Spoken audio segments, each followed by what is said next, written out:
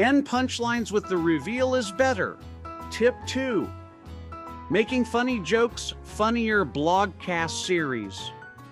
End punchlines with the reveal is better.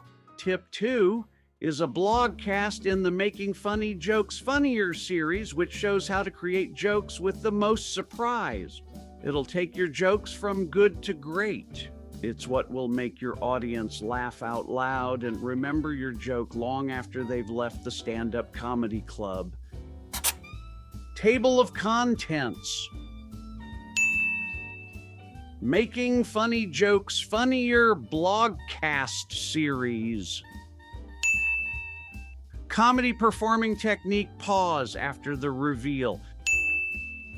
Greg Dean's stand-up comedy classes. I know I'm using a term you've never heard of, so here's the definition of the reveal. It's the word, phrase, or action within the punchline that exposes the unexpected interpretation of the connector and thus shatters the setup's expected interpretation of the connector, therefore creates surprise. Woo! It's the piece of information that fires off the joke, and it should be places at the end or as near to the end of the punchlines as possible. First, identifying the reveal in the punchline.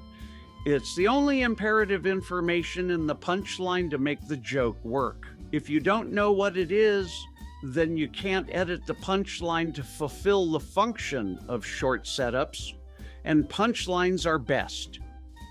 Tip 1. Once you've identified the reveal, then the next tip is removing everything from the punchline except what clearly communicates that unexpected meaning. Setup.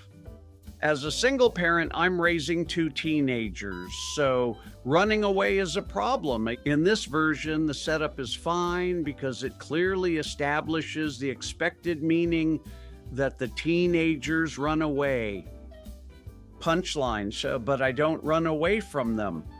I stay because I'm their only parent. Conversely, the punchline is way overwritten and doesn't end with the reveal, but I don't, which is at the beginning of the punchline. This Write Funnier Jokes tip is to show you how to identify the reveal, edit out the unneeded information as the reveal is the only important information in this punchline, and then place it at the end of the punchline. Punchline, but I don't. That's an effectively written punchline. Comedy performing technique. Pause after the reveal. Pause to let the audience laugh if they're going to laugh. Otherwise, you'll step on the laugh you've worked so hard to get. If you write the reveal at the beginning or middle of your punchline, then you'll probably perform it that way. Now you've written the punchline in such a way as to automatically stops on or kill the laugh because of the improper placement in the punchline of the reveal, because you violated the funnier jokes tip. This has nothing to do with talent or funny. It's chronically a bad joke writing technique. Interrupting the audience's laughter, the audience will stop laughing to hear what you're saying. The worst part is that it's unnecessary to make the joke work. The joke already worked, but if you talk over the laugh, they will stop laughing. To use the funnier jokes tip, end your jokes with the reveal and take a pause to allow laughter. Then you're clearly communicating your funny idea and allowing the audience time to respond. After all, isn't that what you're up there for in the first place? So, make sure that everything leading up to the punchline builds up the reveal so that it has the maximum impact.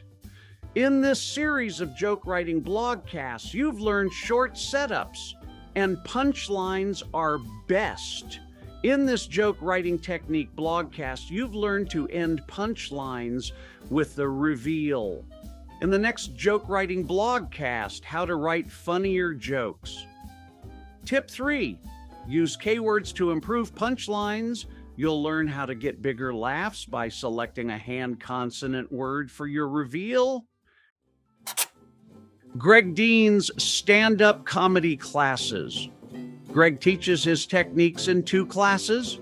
Level 1, how to build a stand-up comedy routine, is the beginning class, also called the 101 class, that teaches you everything you need to know to build and perform a stand-up comedy routine. Level 2, writing and performing at the Improv, also known as the 201 class, guides you through the process of building a routine and preparing to perform at one of the world's most prestigious comedy clubs. Even though these classes are named beginning and advanced, they are actually classes that stand-up comedians of any number of years of experience can take. They are beginning and advanced in the Greg Dean system. If you're interested in faster and better ways to create good jokes and you want to dive deeper on joke writing, then you'll want to take both of these classes.